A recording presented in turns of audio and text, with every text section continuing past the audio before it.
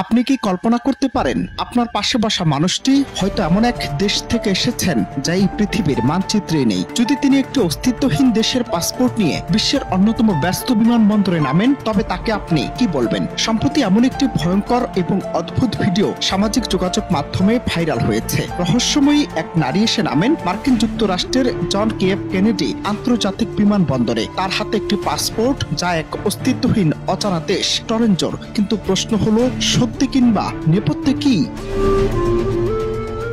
Tokyo থেকে আসা এই নারীর ভিডিওটি প্রথমে টিকটকে এবং পরে এক্সে পোস্ট করার পর ব্যাপকভাবে প্রচারিত হয়। ভিডিওতে দাবি করা হয় তিনি কেবল অস্তিত্বহীন দেশ টরেঞ্জো থেকেই আসেননি, বরং তার পাসপোর্টে যেসব দেশে ভ্রমণের সিল রয়েছে সেগুলোর একটি দেশও পৃথিবীতে নেই। স্বাভাবিকভাবেই প্রশ্ন ওঠে, এই রহস্যময়ী নারী কে? কিভাবে এমন একটি অজানা দেশের পাসপোর্ট নিয়ে তিনি বিশ্বের একাধিক দেশ ভ্রমণ করলেন? এই সমস্ত প্রশ্নই ভিডিওটিকে দ্রুত ভাইরাল করে তোলে এবং জন্ম দেয় নানা জল্পনা কল্পনার।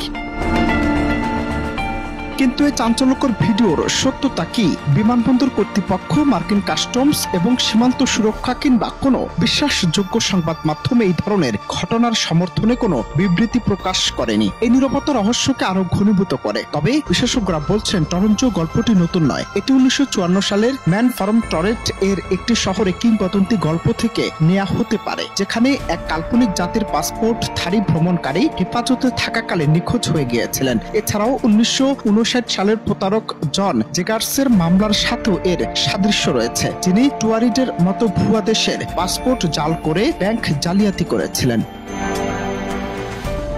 অবশেষে সমস্ত জল্পনা কল্পনার অবসান ঘটিয়ে সংবাদ মাধ্যম এনডিটিভি জানিয়েছে, ভাইরাল হওয়া এই ভিডিওটি একটি সম্পূর্ণ কাল্পনিক দৃশ্য। এটি কোনো সত্যিকারের বাস্তব ঘটনা নয়, বরং অত্যাধুনিক কৃত্রিম বুদ্ধিমত্তা বা এআই প্রযুক্তি ব্যবহার করে তৈরি করা হয়েছে। এআই দিয়ে তৈরি এই ভিডিওতে ঘটনাটিকে এমনভাবে উপস্থাপন করা হয়েছে যা দর্শকের সহজে বিভ্রান্ত করতে সক্ষম হয়েছে, এবং এই প্রযুক্তিগত কারসাজি প্রমাণ করে সোশ্যাল মিডিয়ায় যা দেখা যায় তা সব সত্য নয়।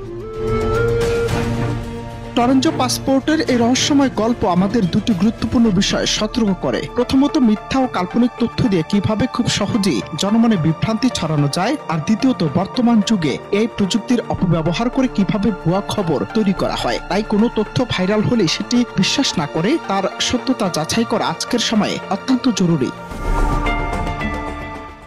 অনন্ত হাসান মাসুদ, বাংলা টিভি।